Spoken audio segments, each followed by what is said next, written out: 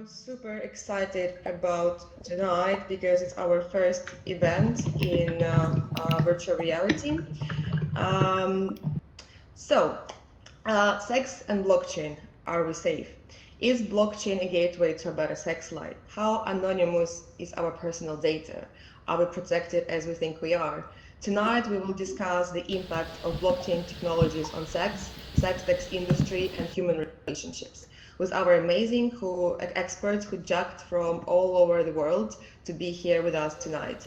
Unfortunately, Lori Bas Beepsy couldn't make it tonight because she felt really sick. So let's please give her a round of hearts and applause and wish her soonest recovery.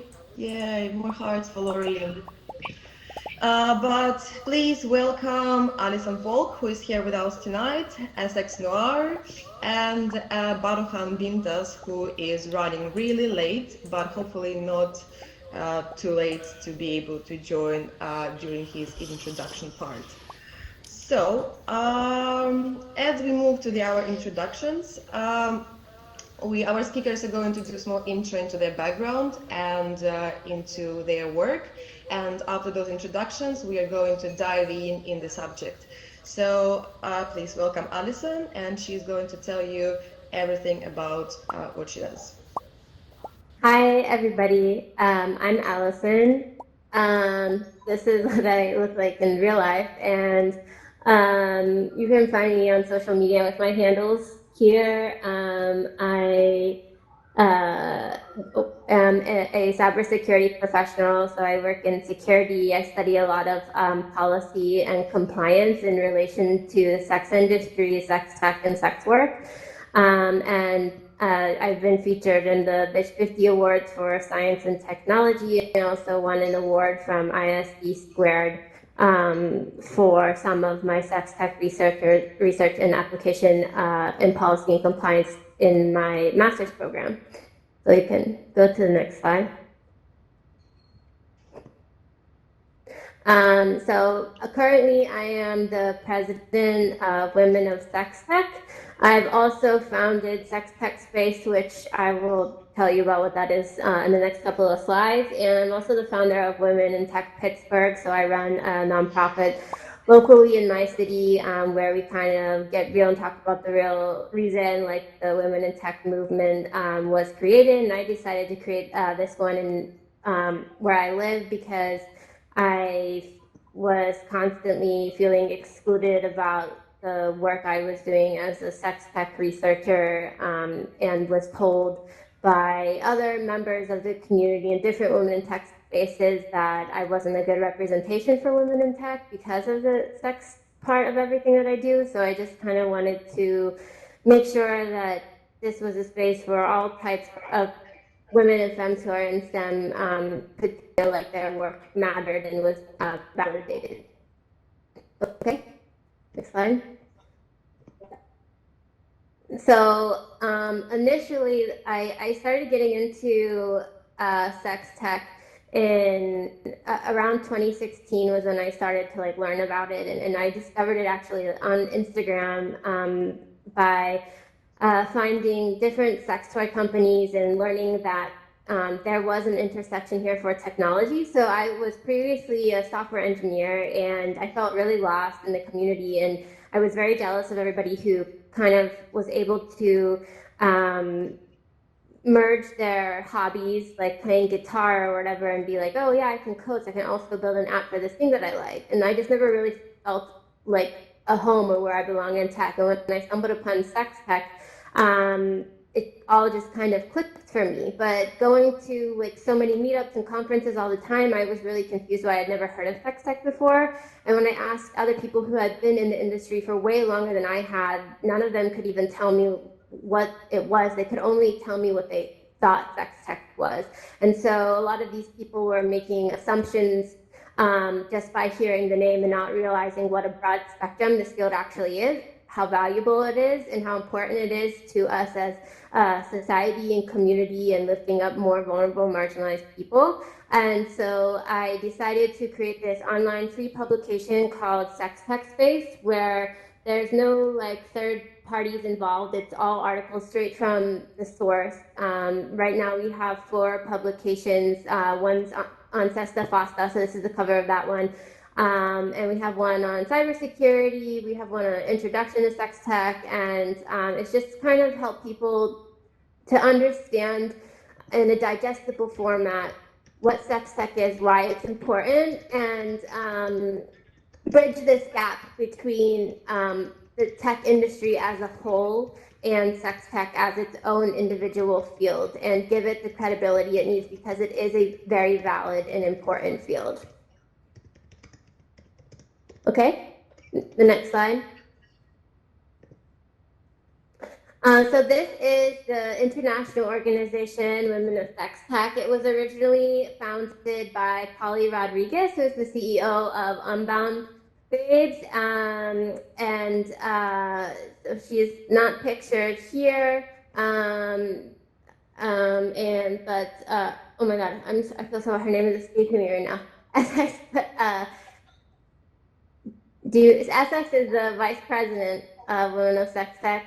And so she works alongside me, and we are a community of people that's just all around the globe working to reinvent the sex tech industry and create space for people who aren't originally given space in this field. And so a lot of us are pioneering, leading innovations. You may be familiar with Laura DiCarlo, who was kicked out of CES. For her vibrator. They revoked an innovation award that she had actually won, and so it was kind of this huge scandal. So she's a member of our community. We have a lot of great other people just focusing on things like sex education and sex work and fintech and different social media platforms, and trying to just carve out space for people in this field who were initially told that they don't belong here. Okay. Awesome. That was amazing introduction. Let's guys give loads of hearts to Alison. Thank you. So our next presentation was meant to be done by Lori. So I'm going to make a small intro on her behalf. So Lori Best Bipsy is a sex and intimacy coach. She's been working for over 32 years with people to help them create and maintain their ideal relationships and sex. So yeah, she's a really great expert, and she's been working a lot with one-on-one partners and groups of partners to help them maintain healthy relationships. Unfortunately, she is not here today, but if you're interested in what she does, she also runs these workshops about consent, about power exchange dynamics, how to create your ideal relationships, about consensual non-monogamy, about how to create your sizzling sex life. And she's starting her small groups from 29th of April. So there is a link as well. So you guys, if you're interested, you can follow up on that. So guys, please welcome Sex Noir. She's going to give you a small intro of what she does.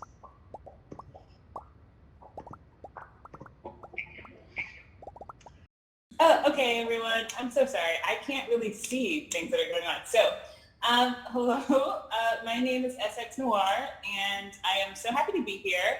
I'm not sure if you can see my slide, but I'll go ahead and just give you my intro based off my slides. I am the self-proclaimed thought leader of sex technology. You can find me everywhere on social media at SX Noir and sxnoir.com. I do go by a pseudonym for privacy and security reasons, but it's a very fun pseudonym. It just means sex and blackness, which is me.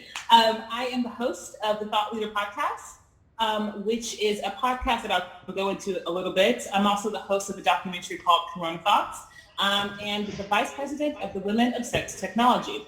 So very happy about all of that. And of course, I'm always accepting money. So my Cash App and my Venmo on every slide, and tips are very, very welcome, because, you know, it's times of Corona. We need tips as much as we can. So To go into the next slide, my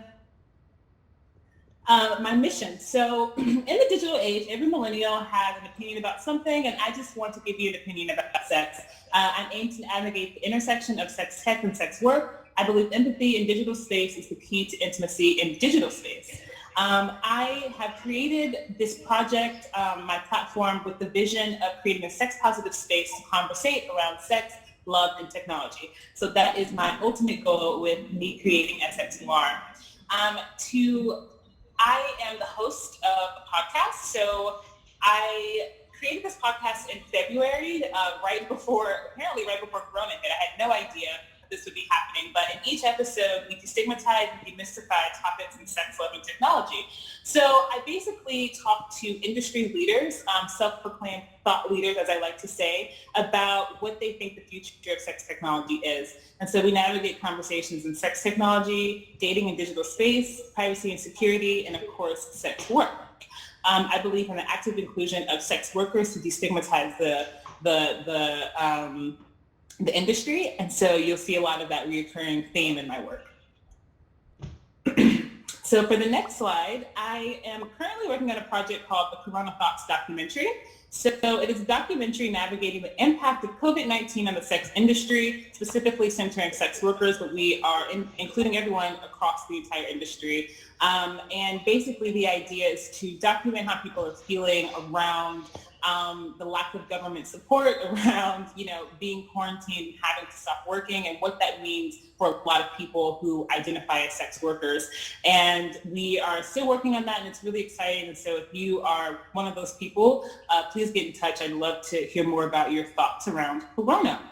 And last but not least, on my last slide is always be thoughtful. I'm a huge believer in radical thoughtfulness, which means being mindful and considerate of others, being patient with yourself, but also just kind of, if anything is too intense, just taking a step back and rather than reacting, just thinking about your own emotions regarding some of the technology we use. I personally do not have a huge technological background. So I'm coming to the space as someone who has just had a lot of lived experience around technology, like we all do, and hoping to better the world through my work. So that is that. Okay. Many thanks. Let's give a round of applause to SX for her intro. Thank you. Cool. So on that note, let's start our first part of tonight, which is a crypto technologies, a gateway to a better sex life. So we're going to have 9 different themes throughout 2 topics. And we're going to focus on each of the themes for a bit of time, and then we're going to change to the next.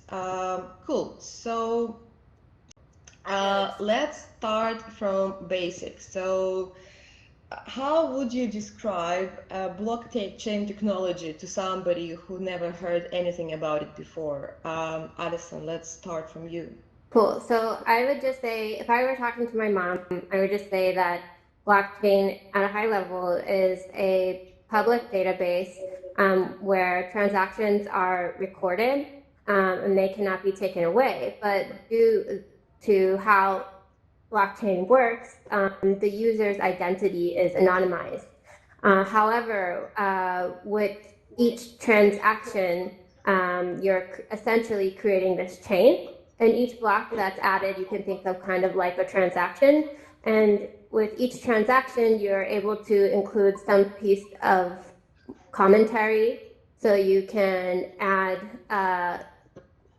some extra data to the transaction that will allow you to,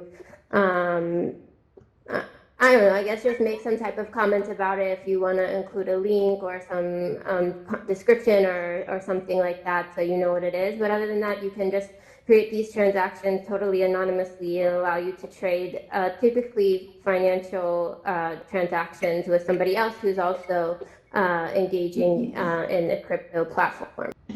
Sure. SX, do you have anything to add? Yeah, so I always take the approach that we are all experts of ourselves and that we may not be experts in technology. And so I, for one, do not know much about blockchain, and I'd love to learn more about it. My experience is that it's something that's kind of highly technical that not everyone is aware of. And as of now, it's not a part of common or pop culture to engage in blockchain. As in, like Allison said, if I call my mom or my grandma, they're not going to quite know what it is or what it means. And so I think there's a huge room for education around blockchain. Yeah, totally. What do you think about the penetration of blockchain technology into sex and sex tech industry? Yeah, so everyone's always, so what happens is, as of now, sex tech does not really work well with financial technology. And this is across the board. So if we're talking our really, really big players who take up a third of the internet, like, for example, Pornhub or X videos and things like that, yeah, they're going to be able to work with these huge financial platforms because they're seen as less of a risk versus smaller apps or apps that deal with sex workers or any kind of work around sex that deals with in-person space, right? So dominatrices or strippers or anything like that. It's going to be really hard to find payment processors that want to work with these companies.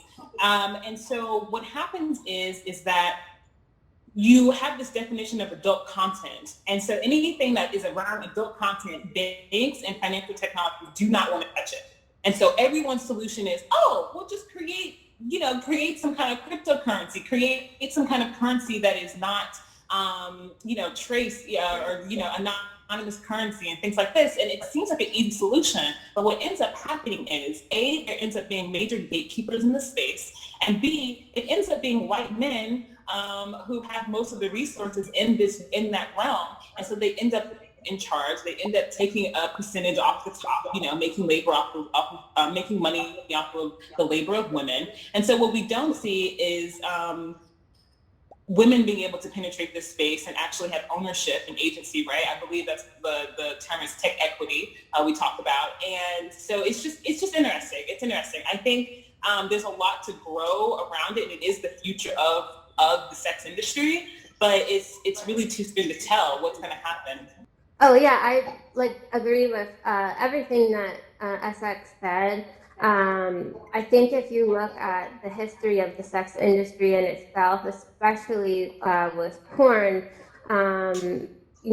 sex workers and the people who manage those spaces are the early adopters of all type of technology, and they are the folks who make this technology mainstream. So we owe a lot to sex workers, and I think one of the things that's missing in academia is the history of the internet and how sex work has really helped this stuff go mainstream. And now with looking at all of this, these policies and these laws that are coming out after things go mainstream, we're kicking sex workers who helped to create the popularity of this software and platforms off of the platforms. And like SX said, we are gatekeeping from these people who have helped us essentially to establish the internet as it is today. And I think that on top of that, I also wanted to add, those big platforms that she mentioned, they do have cryptocurrency, and there are cryptocurrencies started by sex workers, like, for example, Spink Chain, I believe, was started by Janice Griffith, and but it doesn't mean that they're immune to the laws that are coming out today. So if we look at, SESTA FOSTA, which was passed 2 years ago,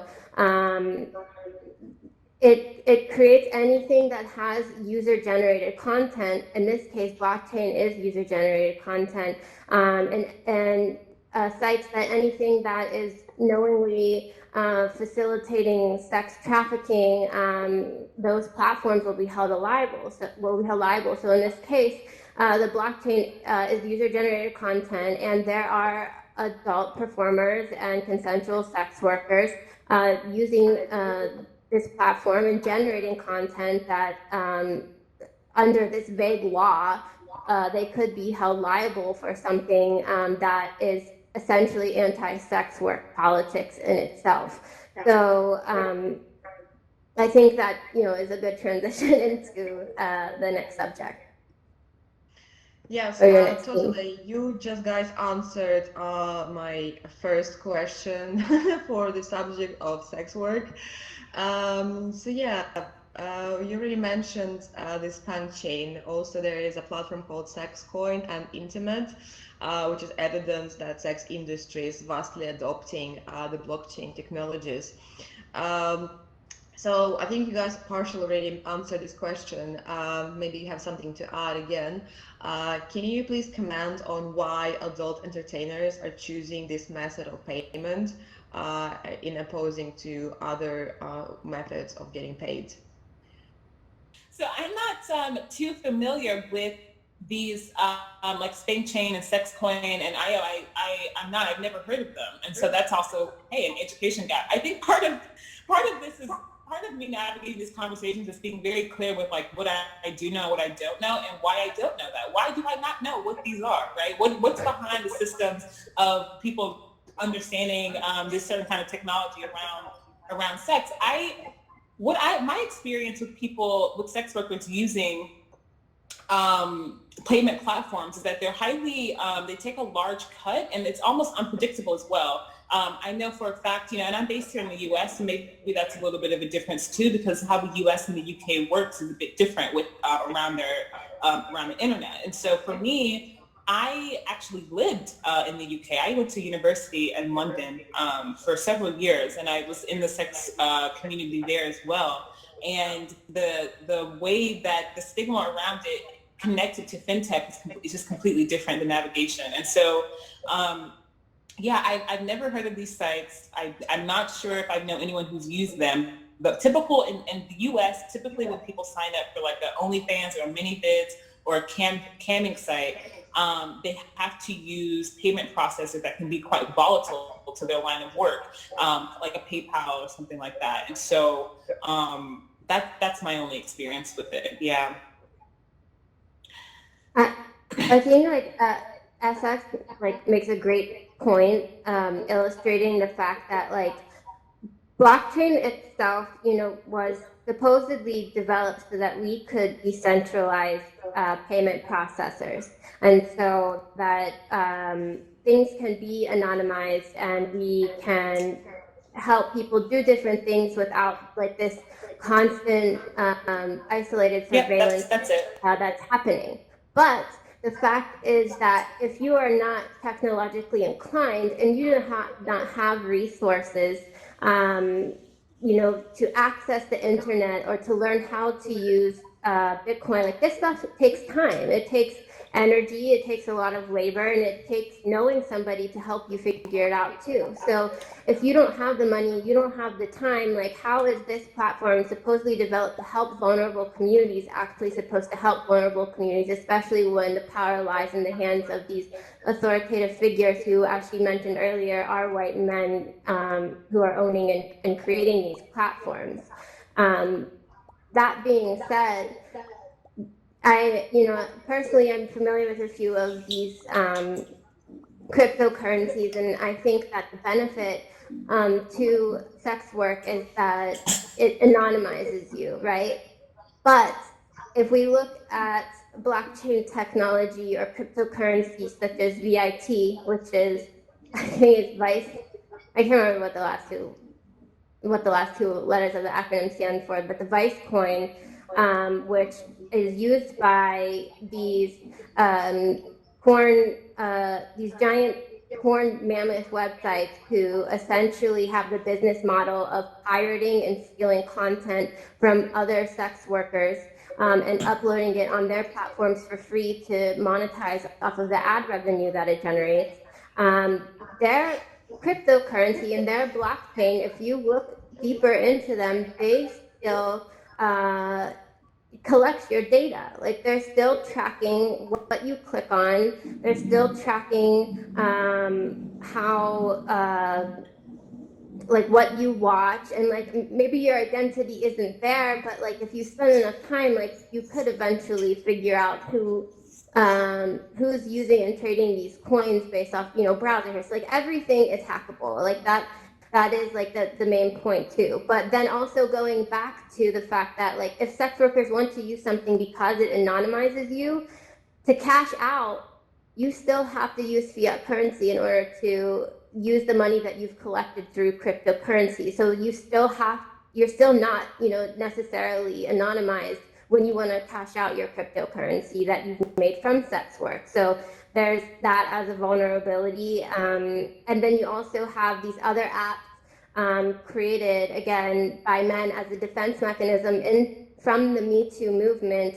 I think it's called Exo Lover or something like that, where it's basically a consent through a smart contract that's then added to the blockchain to essentially, like, quote unquote, record that you've given consent, not acknowledging that consent can be revoked at any time. And when that specific consent contract is added to the blockchain, part of the way that they get rid of people trying to do fraudulent activity is they actually use facial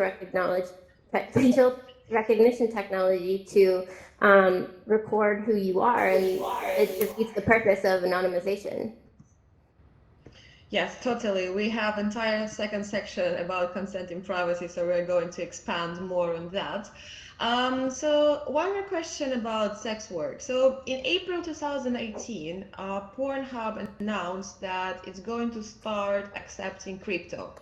And about maybe like 5 months later, it announced that only 1% of the site's subscriptions were actually made using digital currencies. Why do you think numbers are so small? Why such a large sex giants, corporations like Pornhub are struggling with adoption crypto payments?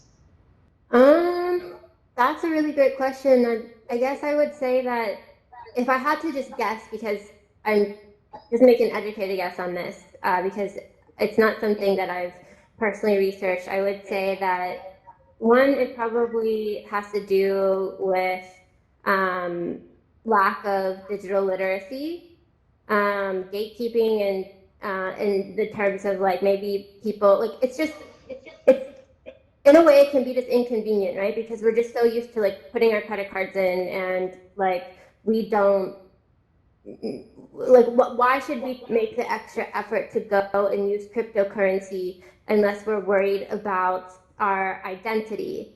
And then knowing that we have to again exchange that for fiat money when our identity is revealed anyway. So, and I feel like at the same time, like,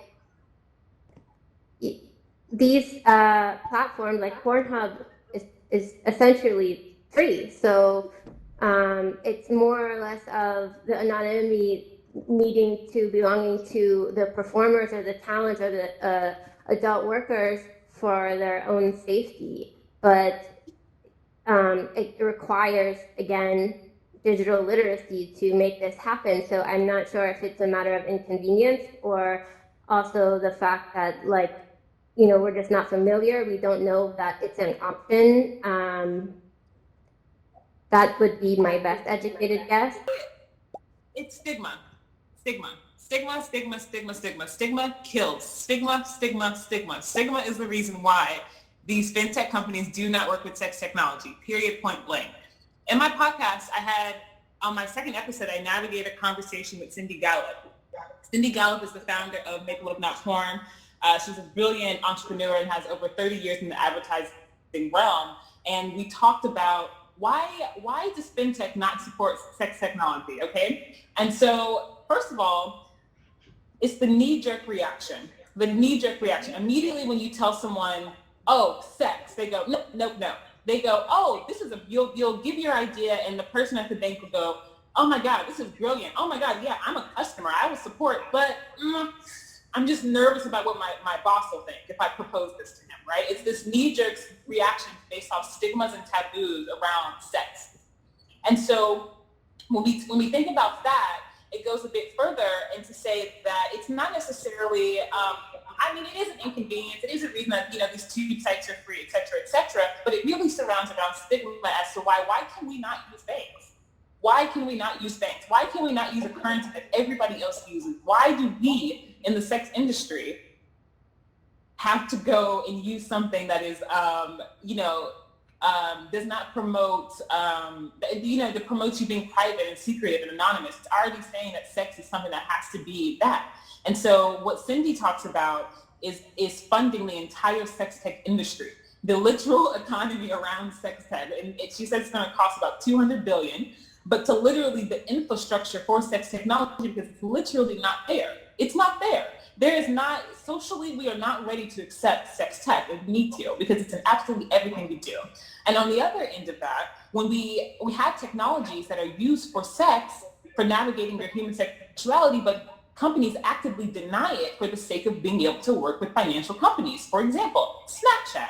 If we told you that Snapchat was damn near created to sext and send photos that disappeared and all of this stuff, do you think that they're going to get backed by people and get funding? Absolutely not. No. And so just like Allison mentioned earlier, sex workers often build up these platforms, and then they're kicked off when we start making these big money moves, I like to say. So I'm predicting this right now with the platform OnlyFans. OnlyFans is simply a platform for literal fans. It's a platform so that if you have fans, you go on and they subscribe to you, and you can share content, you can talk to them, you can do all this stuff, right? And it has been launched by sex workers, right? For a moment, when you think OnlyFans, you think sex workers. You think something that has to do with some sexy content, right?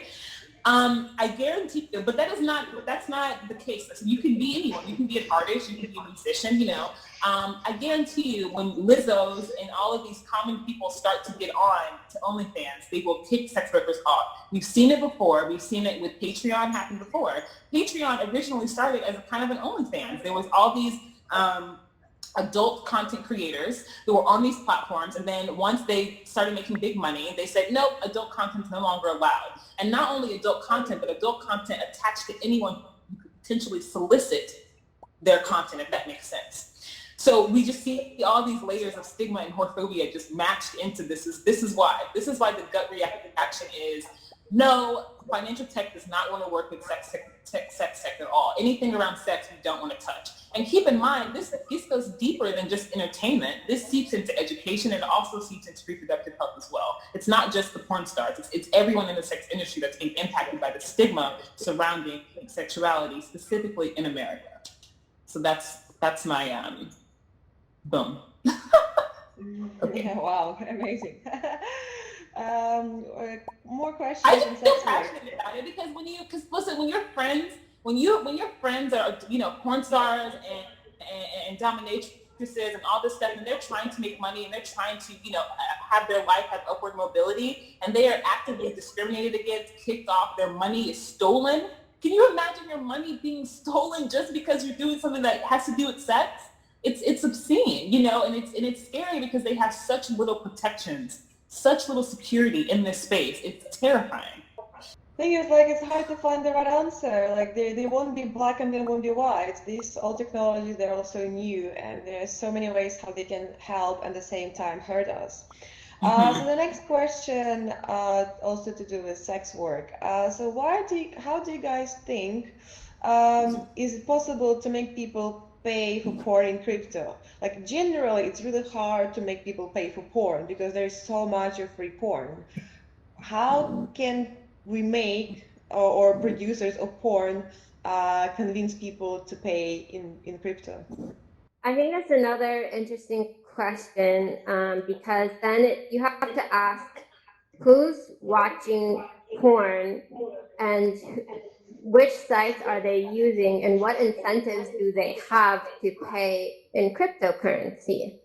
The answer would be none if the porn is free and pirated, which the majority of people do watch. But I think if you look at, for example, in Las Vegas, there's a strip club, I think it's called the Legends Room, where you go and you pay in cryptocurrency, so that your visit is essentially anonymized. And all of the talent working in that strip club has a temporary tattoo of a QR code on them, which you can scan with your phone, and then you make payment. So I think this is kind of an incentive to pay cryptocurrency in the strip club, possibly because one, it's gamified. 2, it's a new type of in-person experience. And 3, there's the incentive of being anonymous, going and spending a bunch of money in Las Vegas. So it's just kind of this new fun experience. But when it comes to porn, I would assume that the majority of the time that's something that's watched when you're alone or with a partner. And so if you have the option to watch it for free and nobody's there to, kind of shame you for not paying the people who are doing that physical labor, like in that content that you're watching, like where's the incentive to use cryptocurrency? Yes, I have a lot to say about why people are hesitant to pay for porn with cryptocurrency. And the first is, once again, stigma. Okay? Stigma leads to a lack of education around the concept of pornography. For those who understand what pornography is, we understand that just like going to the opera when the mom has to murder her child to save the love of her life, it's not real. It's theatrical. It's a portrayal of a story that we have created and that we have directed, produced, and performed. The same way with pornography. So what we fail to understand around pornography is that it is to entertain us. It is not to educate us. It is not the end-all be-all of sexual experiences, okay? And so when we can understand that, we can conceptualize paying for it, because we can pay for it as an artistic expression. Part of the problem is tube sites, and I'm not going to give the credit to YouPorn because they're a free site because they're a tube site, and a tube site is basically an accumulation of pulled videos from all of these websites, including independent porn creators, adult content creators, right? And so you have to, Pornhub popularized because people hate whores. People hate women making money off of their sexuality fundamentally, and that is an education gap. And so when we talk about people paying for porn and cryptocurrency, we need to take about 5 steps back and go down to the basics of education and destigmatizing the industry of sex, of having any kind of job related to sex. And that's what I think. And so also to go into a topic I like to discuss is the concept of adult content. What is adult content? Cindy Gallup, again, I love Cindy. We talked about how we need a complete redefinition of adult content. Because with the redefinition of adult content, one, it allows for us to account for youth in spaces that involve sexuality, because youth should be able to navigate their sexuality online just like adults do. It's not only, you don't turn 18 and above sexuality, and B, what that'll do is it'll redefine what creating adult content looks like, and what sexuality content looks like, what erotic content looks like, right? Because a woman taking a sensual selfie is not necessarily erotic, right? It doesn't necessarily need to be censored. But when we put a stamp on anything that has our body on it, or our expressions of our emotional selves for our sexuality, is stamped adult content, therefore bad, that is a problem. That is a huge problem. And so when we are able to redefine the concept of adult content in digital space, we are able to navigate the economics behind it that leads back to fintech. Because if we say we love our sexuality and we can buy into it publicly, when we can buy into our sexuality publicly on an educative level, on a health resource level, and on an entertainment level, we are destigmatizing the industry, and we are better able to use things like cryptocurrency, right? So that's my hard answer. Hell yeah. Excellent. Hell yeah. I think on this note, we can move to our next theme, which is actually communication and dating. So in my research, I came across a number of different apps, such as Hikey, Nocta, and Ginger, that are built on blockchain, and these apps were supposed to revolutionize dating and communication platforms.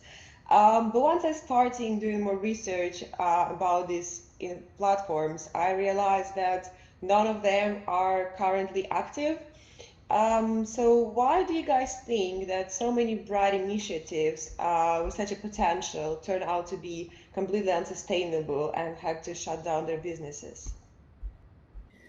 Yeah, I think it's very interesting. And I think, for one, this is another education gap. I need to learn more about this. I haven't seen this before, right? So maybe this is part of it, right? They're shutting things down before it even makes it to public reach. Maybe you have to be more in tune to even know this is even available. I think it has to do with the connection to sex work. Anything that it has any possibility of someone making money off of sex, it freaks people out and they run the other direction. So when the moment you start saying high-end sex, leisure, the moment you connect any kind of, for example, I take say poor words, right? So if you say anything high-end, luxury, generous, anything like that, it triggers them to go, oh, this has to mean women are selling their bodies, right? Oh goodness, we can't have that. So I'll give you a little insight. I competed in a competition for a dating app that I wanted to create, and it was called Deep Thoughts. And it was a dating app for mutually beneficial connections.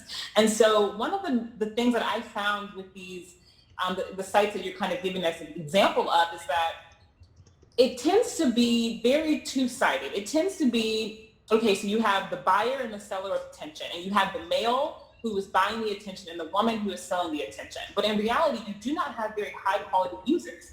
And why you don't have high-quality users is because there's very little privacy and security. And most of the time, it tends to take the side of the male user before female user in these kind of spaces. They tend to be male owned and they tend to be male centric about the user experience. Okay, so on the app that I had created, or I'm wanting to create, let's just say, it's end-to-end encryption, but also you have to verify yourself to be on the site. I think part of what these issues is that it's almost like promising safety. You can't promise safety, just like you can't promise a high-end and luxurious experience. And most people who engage in these kind of spaces are the typical kind of people you see, for example, in a club, right? Who are buying bottles and buying tables. They're simply wanting to buy attention with very little consideration for the other person or community of the site. And so I find that the reason why these sites fail, we can talk about a technical answer with blockchain, which I know this panel is about, but I'm going to get a little more emotional. And I think basically, ethically, they're not created correctly. I think that they're created by people who do not have female users in mind. I also think that they're created with very little designed and created for very little empathy and consent. And that's a big problem. So when you have these big sites like Hinge and Tinder, they're not held completely accountable, but they are so public that a lot of people use them and a lot of people navigate them. And so you have to somewhat build a community and a community guidelines. I think that these kind of high-end places, I don't know, it just kind of lacks. I think we just need more women. I think we need more women creating spaces like this. I'd be very interested to see who was behind these apps that it was created and failed, and what around the emotions around using it was, if that was a reason why they failed. Yeah, it's a really good point. Actually, funny enough, many of these people are actually male founders, so they didn't, I assume, knew enough about sex technology to be able to deliver good products. So my next question about the same subject is, do you know any successful examples of dating and communication platforms built on blockchain? Alison, do you want to answer this one? Yes.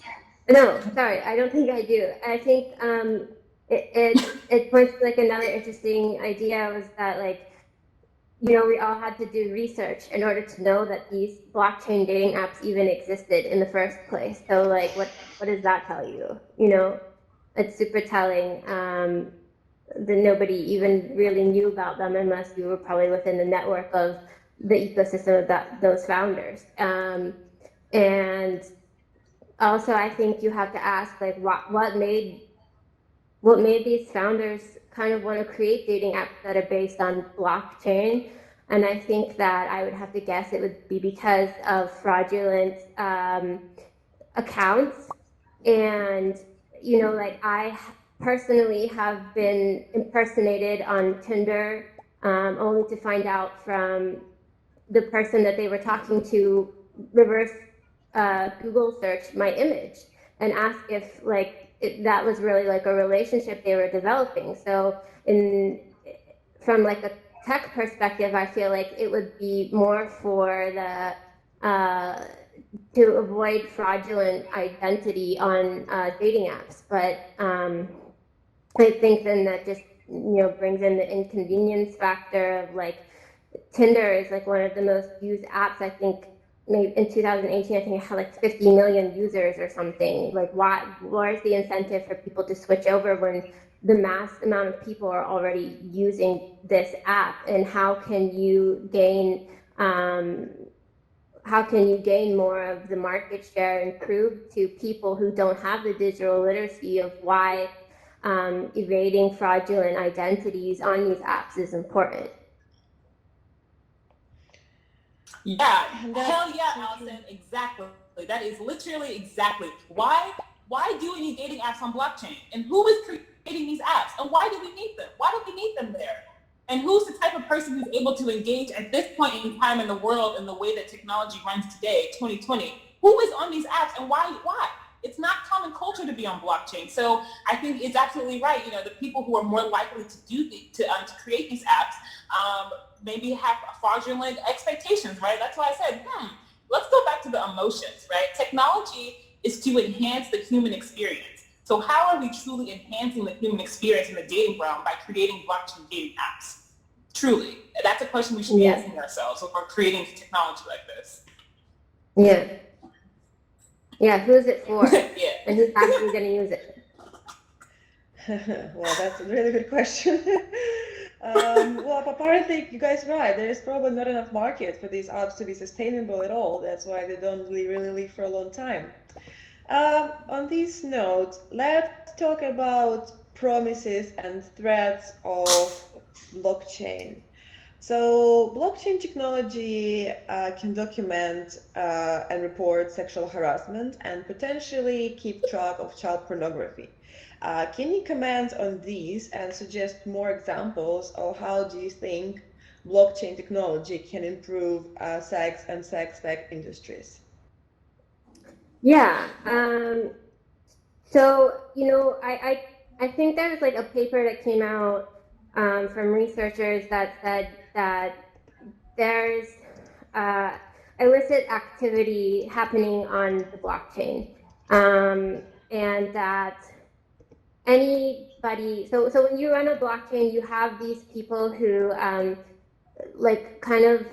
I don't even know how to explain it myself, but it makes sense in my head. But like they own the nodes or something, and so like they own like a certain percent of the ledger, and so in order for a transaction to be immutably added to this ledger, all of these nodes have to agree that it, like, they make an agreement that it happens. So for someone to kind of exploit that vulnerability, they would need to own, I think it's more than 51% of those nodes, and that you need to harness like tons of computing power for that to happen. So it can happen, but it just requires a lot of effort. Not that anybody would, not be incentivized to take that make that effort for certain reasons. But I remember also reading an article saying that was reflecting on this research that was put out about child pornography potentially being a part of the blockchain. And the way that the author described this is that we should think about blockchain how we think about the Tor network.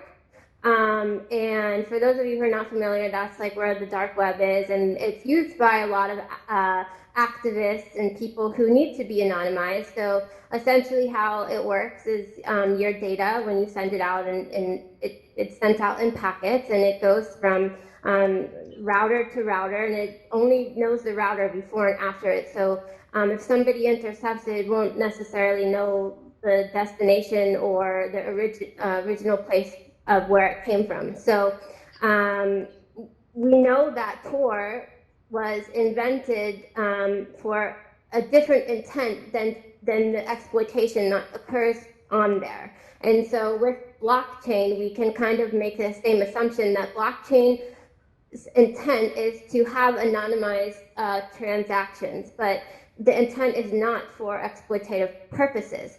So under law and all of this policy and compliance that happens, like it could make a case in court that the users who own these nodes of this blockchain that approve these transactions, like, wouldn't know that this stuff is occurring on there because that's not the intent of it. So I read another example of an easier way to digest this would be that if you have an owner of a bookstore and the bookstore has hundreds of thousands of books inside of it, there may be one book in there that has child porn in it that with only one moderator, you can't expect that person to know that that book exists in their bookstore. So if somebody from law enforcement finds this book and brings it to the store owner, like it wasn't their intent to have that in there. There's no way that they could know. So therefore, in some view of the law, they can't be held responsible for that illicit content that's in their bookstore. Does that make sense? I love that. So I just want to make a very clear distinction. There is no such thing as child pornography. The concept in itself literally does not exist. The only thing that exists is child exploitation material. Okay? Yeah. There is no such thing as pornography. Pornography insinuates two consenting adults that have created erotic material. So child pornography does not exist. It will never exist. It does not happen. Okay? So just starters there, right?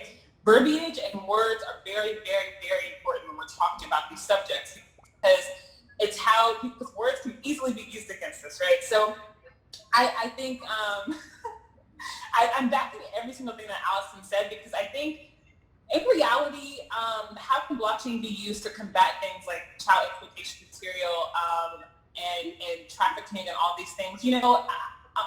My lived experience is that sexuality is oftentimes the first basis that they use to violate our privacy and security. And so it's the first thing, the moment they say, oh, child exploitation material, you gotta watch it out. Okay, so now all of a sudden my whole privacy is being violated. And I think that we can do better around just our own self-education and own literacy around digital space to be better about monitoring ourselves, policing ourselves within our own community. But yeah, that's my only addition to that conversation, is that when we're talking about what technological tools can be used to stop child exploitation material and trafficking, human trafficking, sex trafficking, labor trafficking, when we start combining any of those kind of things with technology, we have to be very, very mindful and practice radical empathy and put the people whose lived experiences are being impacted, right? That's not the right sentence, but I think I know what I mean, in the room to create these technologies. And so I really, I know this isn't exactly the point of this question, but pay attention with how around COVID-19, how they're using it to monitor health issues and security issues and things like that. These methods are the same way that they apply using cryptocurrency and blockchain to child exploitation. You know what I'm saying. I'm getting mumble jumbled now, but it's a lot of parallels. So pay attention to those two things, because they use a lot of people like to use that as a way to get information. For example, the Earn It Act. The Earn It Act is a act that's being introduced in the U.S. That basically wants to end. We don't want child abuse to be happening because of end-to-end encryption. We need to know everything y'all are talking about, because we just can't let that photo of that child get shared on that platform. But in reality, we know that this is a tactic, a psychological tactic, right? A fear tactic, so that they can violate our privacy, that ultimately ends up violating our security, right? So I just want everyone to be kind of mindful of that. That's my only addition. Alison, are you aware of any threat that implementation of blockchain technology can bring to sex and sex tech industry? I mean, right now, one of the threats is FESTA FOSTA. So for folks who are sex workers who are trying to protect their identity, they have moved over to using cryptocurrency and blockchain for this exact reason. They are now threatened by the SESTA FOSTA law, where as I mentioned earlier, this blockchain is user-generated content. So it's at the mercy of this US law that is already causing tons of harms to sex workers and pushing a lot of them onto the street. So I think that this is one of the major threats that I feel comfortable talking about, or that I'm most familiar with, just in terms of my own personal research.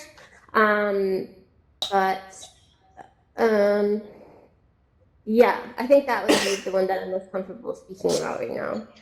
I think, almost every single thing I've said are the potential today in this panel, but I'll say, I think the potential threat is simply sex workers not being in the room, people not being in the room. I think that's the biggest threat. I think the biggest threat is us recreating the physical world, as in certain people owning certain things, as in the dams and the streets and the power and the water, owning that just like they do in digital space. And that's my fear, that the same stigmas and problems will just be an echo chamber in digital space. That's probably it.